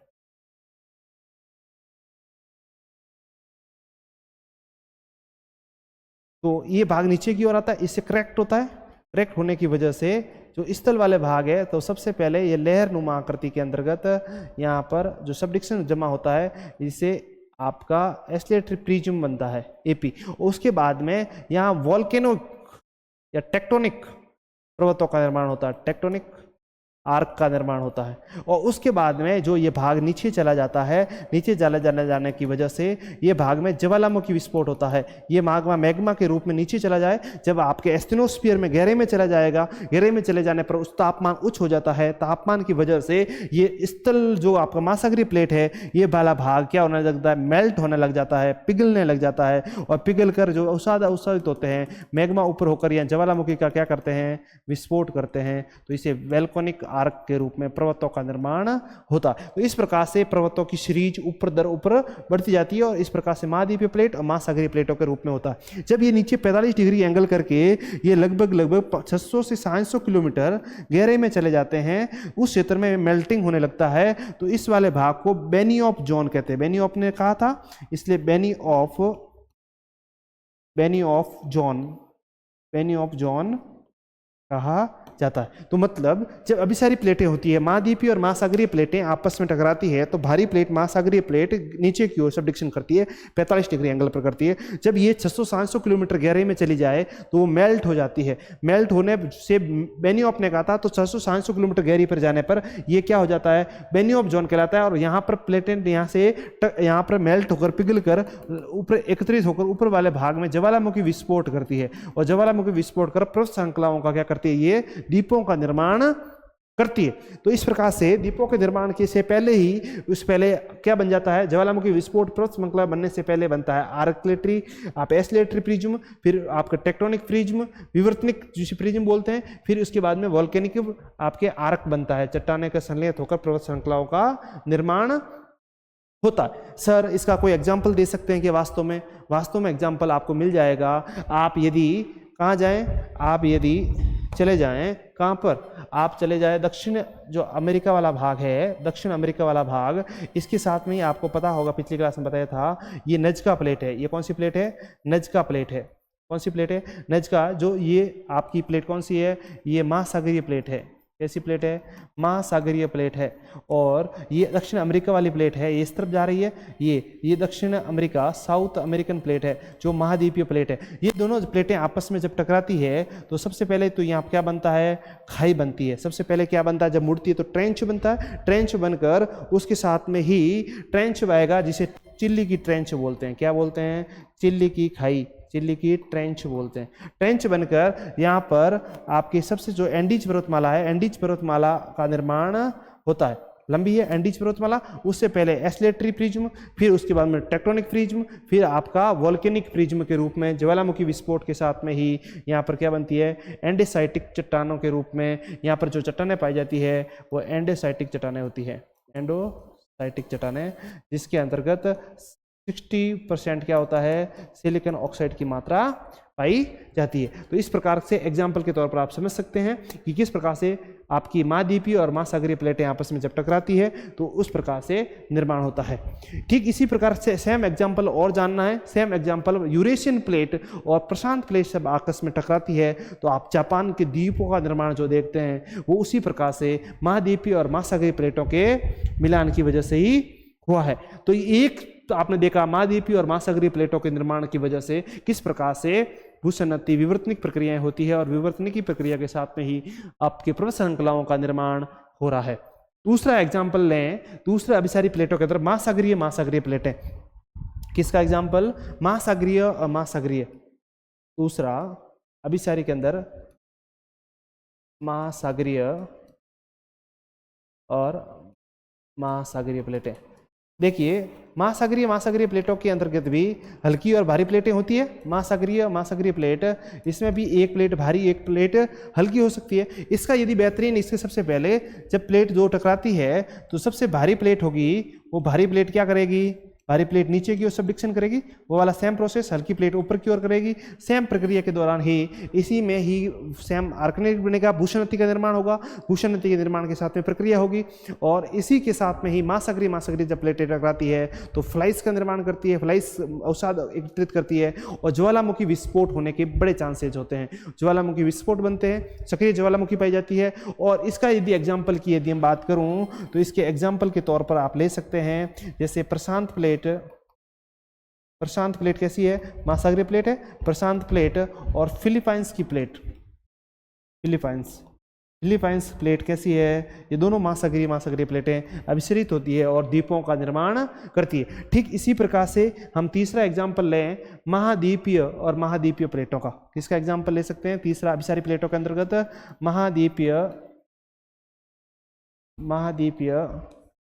और महाद्वीपीय प्लेटें। महाद्वीपीय प्लेटें, जब महाद्वीपीय प्लेटें, दोनों प्लेटें क्या है, दो प्लेटें हैं, दोनों महासागरीय प्लेटें नहीं है, दो महाद्वीपीय प्लेटें हैं। लेकिन महाद्वीपीय प्लेटों के अंतर्गत भी एक प्लेट हल्की एक प्लेट भारी हो सकती है। जैसे आपने अभी आप देखेंगे कि जो ये यूरेशियन प्लेट है, यूरेशियन प्लेट के साथ में ही जैसे यूरेशियन प्लेट है, यूरेशियन प्लेट कैसी है, महाद्वीपीय प्लेट है। ठीक इसी प्रकार से नीचे जो आपका इंडो ऑस्ट्रेलियन प्लेट है, तो इंडो ऑस्ट्रेलियन प्लेट कैसी है, भारी है। भारी होने का कारण क्या है, इंडो ऑस्ट्रेलियन प्लेट के साथ में महासागरीय क्रस्ट भी शामिल है, क्योंकि यहाँ अरब सागर, यहाँ पर प्रशांत महासागर, हिंद महासागर वाली, ऑस्ट्रेलियन वाली देखें तो ये काफ़ी भाग का है इसका महासागरीय क्रस्ट पाई जाती है। तो आप कहेंगे सर महाद्वीपीय प्लेट में भी महासागरीय क्रस्ट होता है क्या, होता है। मैंने महाद्वीपीय महासागरीय प्लेट पिछले क्लास में बताया था कि महाद्वीपों का भाग के अंतर्गत भी महासागरीय क्रस्ट सम्मिलित हो सकता है। तो ये महाद्वीपीय प्लेट है, मेजर रूप से महाद्वीप पाई जाती है, इसलिए महाद्वीपीय प्लेट बोलते हैं। ये यूरेशियन प्लेट है, ये प्लेट महाद्वीपीय प्लेट कैसी है, इंडो ऑस्ट्रेलियन प्लेट है जो क्या है, भारी है। इंडो ऑस्ट्रेलियन प्लेट कैसी है, इंडो ऑस्ट्रेलियन और न्यूजीलैंड प्लेट कैसी है, भारी प्लेट है, और ये प्लेट कैसी है, हल्की प्लेट है। जब दो प्लेटें आपस में मिलेगी, एक प्लेट भारी होगी एक प्लेट हल्की होगी, तो प्लेट क्या करेगी, भारी प्लेट क्या करेगी, नीचे की ओर जाएगी। जब सबसे पहले क्या होता है, जब दो प्लेटें टकराएगी तो क्या बनेगा, जब रहेगी तो भूषणति, बीच में तैतीस सागर था, तैतीस सागर दोनों भूषणति बनती है। भूषणति वजह से धीरे धीरे निक्षेप तैतीस सागर के अंतर्गत सम्मिलित होता है। तैतीस सागर के अंदर सम्मिलित होकर दोनों प्लेटें दूसरे भाग में टकराती है। टकराने की वजह से जो भूषणति निर्माण हुआ, हिमालय पढ़ेंगे हम डिटेल्स में बताएंगे, जो आपका अवसाद था, अवसादों का धीरे धीरे क्या होने लगा, उत्थान होने लगा। उत्क्रमित अवस्था में उत्थान होता है और हिमालय का निर्माण होता है। तो जब महाद्वीपीय प्लेट बनती है तो बीच में सबसे पहले दोनों, क्योंकि इसके अंतर्गत क्या नहीं है, इसमें जल की मात्रा नहीं है, तो इसके लिए सबसे पहले दोनों प्लेट टकराती है तो सूचर जोन का इस्तेमाल करती है, शेपक का निर्माण करती है। किसका निर्माण करती है, शेपक का निर्माण करती है, सूचर जोन बनाती है। सूचर जोन बनाकर फिर उसमें जो मैग्मा होता है, जो आपका अवसाद होता है, तैतीस सागर के अंतर्गत जो भाग है, अवसादों का धीरे धीरे फ्लाइस है, फ्लाइस का धीरे धीरे क्या होता है, उत्क्रमित अवस्था में उसका विकास होता है, उत्क्रमित अवस्था करके विकास करके वलित पर्वतों का क्या करते हैं, निर्माण करते हैं, जैसे हिमालय पर्वत का निर्माण हुआ है। तो इस प्रकार से यूरेशियन और इंडो ऑस्ट्रेलियन प्लेट मिलकर किसका एग्जाम्पल है, महाद्वीपीय प्लेटों का एग्जाम्पल है। तो हम अभिसारी प्लेटों के अंतर्गत हमने एग्जाम्पल के साथ में देखा महासागरीय प्लेटें और महासागरीय प्लेटें,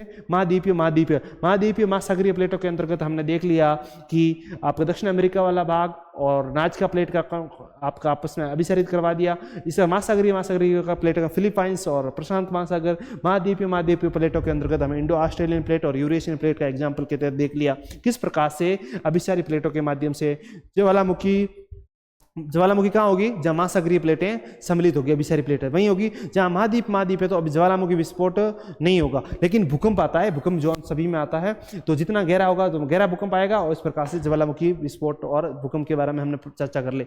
इसके साथ में ही हम देखने वाले हैं अपसारी प्लेटों के बारे में। किसके बारे में देख रहे हैं, अपसारी प्लेटों के बारे में हम बात करेंगे।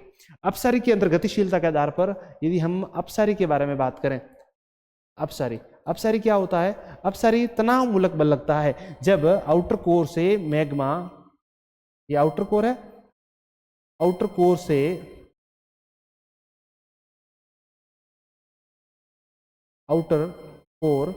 कोर से जब मेंटल वाले भाग में इस प्रकार से पोर्ट फिल्म्स गति करते हैं और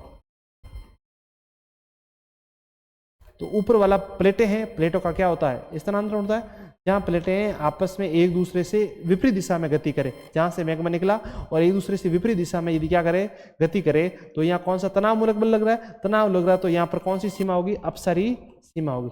तो यहाँ पर क्या हो रहा है, एक दूसरे से विपरीत दिशा में गति कर रहा है। जब एक दूसरे से विपरीत दिशा में गति करता है तो मैग्मा धरातल पर बाहर आता है, बाहर आकर किसका निर्माण करता है, कटक का निर्माण करता है। किसका निर्माण करता है, कटक का निर्माण करता है।